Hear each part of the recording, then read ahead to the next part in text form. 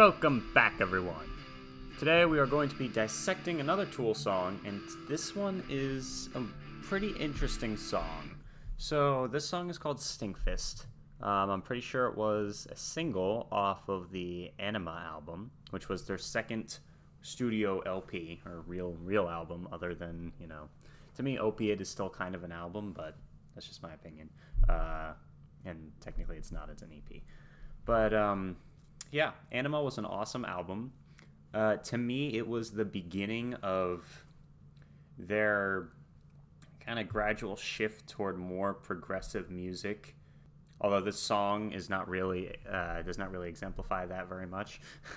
I believe that this song had a music video that went with it that was played on MTV, and they called it track number 1 because they wouldn't say the real name. And so today we're going to be looking at the song's lyrics and trying to figure out what it means. And as always, this is, disclaimer, my opinion. Completely and totally my opinion. I try to relate the song to myself and to experiences I've had in life, or just the way I think the song, what I personally think the song is about. If you are new here, please subscribe to the channel for lots of, you can find my other lyric dissection videos. And leave a comment down below letting me what other Tool songs you want me to dissect. And yeah, let's just get into this. So this song is called Stinkfist, and that should be your first clue as to what a lot of people think it's about. So a lot of people think that it's about a very specific type of sexual interaction.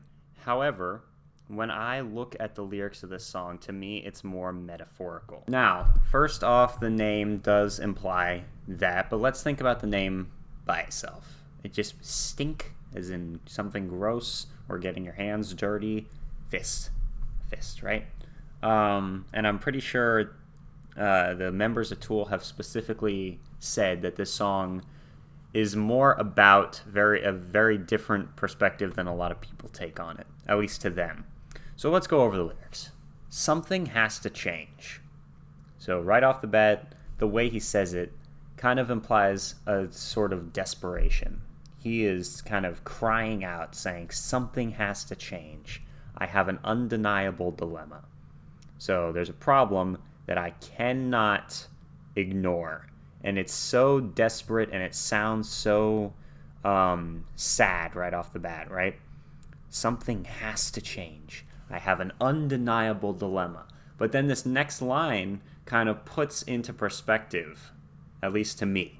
Remember, this is all me. But then he says, boredom's not a burden anyone should bear. And if you think about that,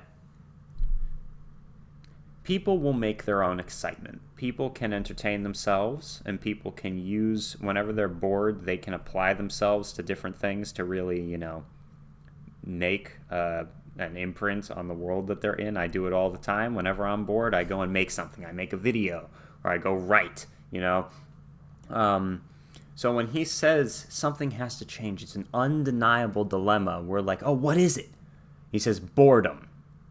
We're like, oh.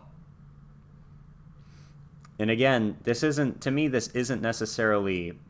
like me saying, oh, Maynard is saying he's too bored. I think the song, to me, let me just say my overarching idea of the song, is about overstimulation and how it affects people.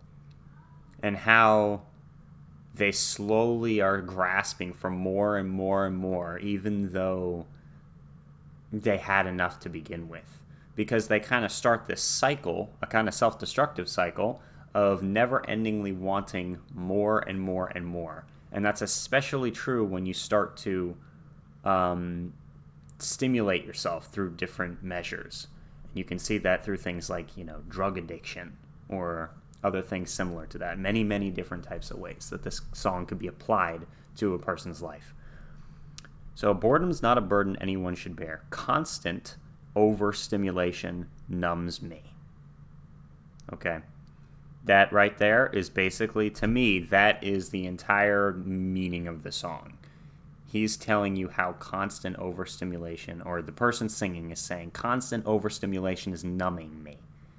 I cannot feel anymore. The only way I can feel now is if you keep on ripping me open and giving me everything, and then I need even more, right? There's a book by a guy called Brian Davis. I think I've reviewed one of his books before. He's a Christian author. He's written something in one of his books. A character basically dies and goes to heaven. Okay, they specifically do not partake in the fruit of heaven, because the angel kind of walking them through and showing them stuff tells them, you're actually not completely dead, because another character is going to resurrect them. And they say, you should not eat the fruit, because if you do taste of the food of heaven, the food of the earth will forever taste as dust to you, and you will choke on it. That, to me, is a perfect example of what this song means. Constant overstimulation has numbed me. The idea of overstimulation is that of almost raising the bar. We're raising the standard. Because raising the standard is basically the same thing as becoming spoiled. So you have realized that there is something more. So this song is almost the negative side of wanting more out of your life. Or saying, oh, this is boring, this is not enough for me, I'm not satisfied, I'm going to keep reaching higher and higher and higher. And I'm pretty sure that's kind of human nature. Most humans seem to constantly, myself included, constantly try to get more, growth. That's what we're all about, right? This is the negative side of that.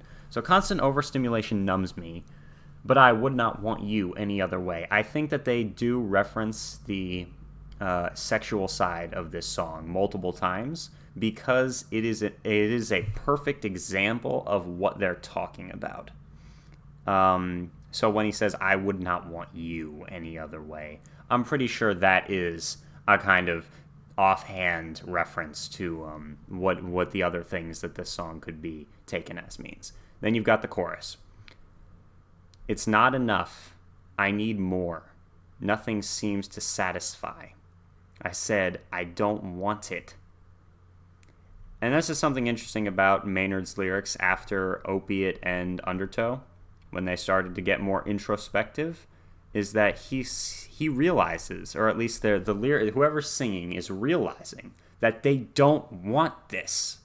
They're seeing how this is hurting them, physically going to destroy them, and yet they still say, I don't want it, but I just need it. And then he's justifying it to himself, to breathe, to feel, to know I'm alive. That's the flip side. The positive side of it is that, you're getting better. But now what was there before means nothing. So once you've attained a new level, then what the old level was is gone. It's meaningless. You can't go back. And if you do go back, then it's as though you've lost something. So he says, to breathe, to feel, to know I'm alive. Finger deep within the borderline. And there is a definite progression here. As you'll notice when he says the chorus multiple times, this changes. But right now it's finger deep within the borderline. Show me that you love me and that we belong together. Relax, turn around, and take my hand. So finger deep within the borderline. You're beginning so in the music video there's a part where there's like a hand coming out of this whole thing. And there's this super weird looking guy, and the hand kind of touches him in the stomach. And then the hand starts to go through, right? So he basically says finger deep. That's just the tiny bit, right? Then we've got, I can help you change tired moments into pleasure. And to me, this is kind of the flip, another dimension of this entire theme of overstimulation is now, and you notice it if you watch different movies or if you look around at life, right? there are people who are overstimulated. You know, a lot of times in a lot of films and stuff, there will be a bunch of teenage kids at a high school, and one of them smokes, right? And then he gives that to the other people. Why is that?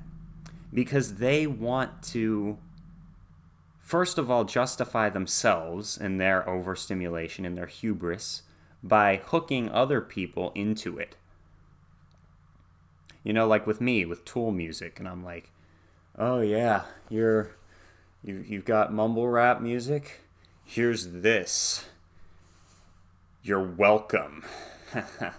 It's just, you know, it's interesting the way that works. I can help you change tired moments into pleasure. So he's saying, I'm gonna assist you, right? I'm going to help you here by overstimulating you in turn now. Say the word, I want your consent before we do it, but that's kind of fake. He doesn't really, or the person singing doesn't really, and we'll be well upon our way. Blend and balance, pain and comfort. So those are the two opposite ends of the spectrum, pain and comfort. And another thing about overstimulation is extremes. We're going to go back and forth through different extremes, right? Pain and comfort deep within you till you will not want me any other way. Again, justification of the person. You will not want me any other way. It's not enough, I need more, nothing seems to satisfy. I said, I don't want it, I just need it, to breathe, to feel, to know I'm alive. Knuckle.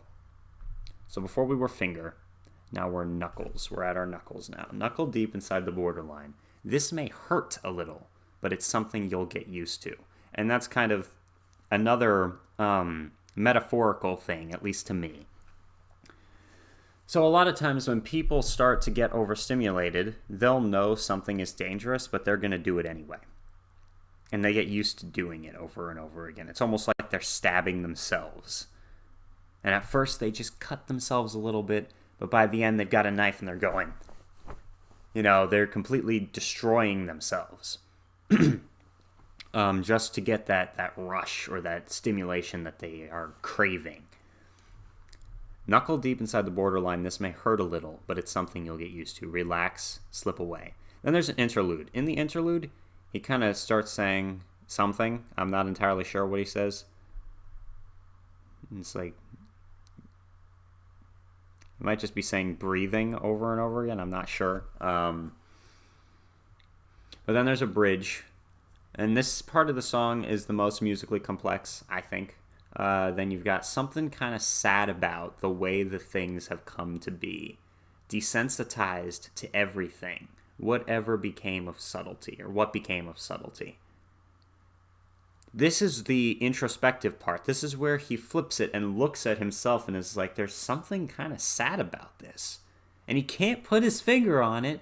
Or the person singing, they can't put their finger on it, but something's kind of sad about the way that these things have come to be. I once found joy and pleasure in small little things in life, and now I'm so overstimulated that I'm desensitized to everything. Whatever became of subtlety? How can this mean anything to me if now, once again, I really can't feel anything at all? This is another turning point in this story right here. It changed. Now, once again, he's numb. So, the person singing has had all of this overstimulation, and now that's the new normal. How? And he suddenly thinks to himself, he's like, how can this mean anything to me? I really can't feel anything at all. You know what? I'm going to go further. And he says, I'll keep digging until I feel something. Elbow deep inside the borderline. Okay, now we're all the way up here. Show me that you love me and that we belong together. Shoulder.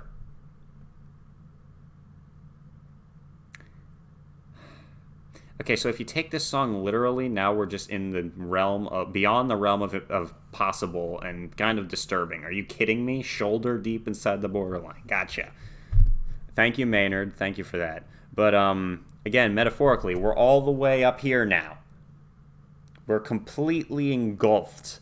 Relax, turn around, and take my hand. And it ends with this sense that the cycle's going to just keep going, and it's never going to stop, and we're just stuck like this now. It's a pretty dark song. Again, this is just my opinion on it. A lot of people have a different perspective on the song than I do. Whoops. But it's still it's a fun song. It's fun to play. It's fun to listen to. It's a shorter song by them, and to me, it definitely means the cycle of overstimulation that just keeps escalating, and kind of the flip side of raising your standard of something, because raising the standard is the same thing as getting spoiled. You look at something and you have something like a child, right? So if a kid has their parents buy them stuff all the time, they will start to expect to be bought stuff all the time. And so now the buying stuff no longer has as much of an impact as it did when it first started, until they buy them something that's hundreds of dollars worth, and now they're like, ooh, this is awesome. Parents are like, oh, that's great. Now let's keep doing hundreds of dollars worth. And this is obviously super rich people scenario.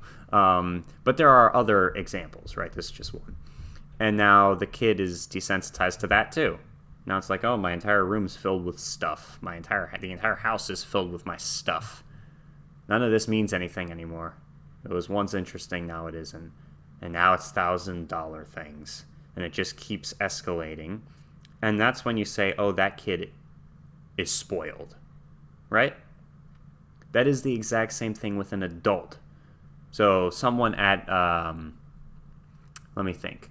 So someone going to work every day, does their job. Then one day they go above and beyond for their boss. And the boss is like, oh, good job. Here's like a bonus or something.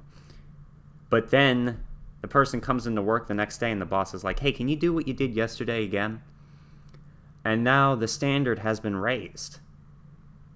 That's what they would call it. Oh, we're lifting the bar.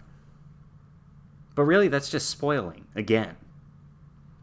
And it's all kind of the same cycle of destructive or constructive, because now things are getting done better. And it depends on how you look at it. As always, with almost everything, you have to think about the perspective of it. So think of the perspective of the different people. To the person, a lot of times, it's constructive. They think to themselves, the person getting affected positively. The boss is like, now I've got this worker is doing really well.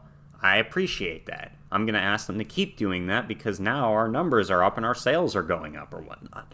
The kid in the other example is thinking, now I've got so much stuff. This is everything to me, right? They think it's positive, and they're going to keep trying to go up. But then think about the parents or the worker. And that's where it's destructive. And this song kind of looks at both sides. And that is very interesting to me. Once again, Tool, you're blowing everybody's minds and also being hilarious. The entire Aenima album, like the name, are you kidding me? There are multiple meanings of that. Aenima,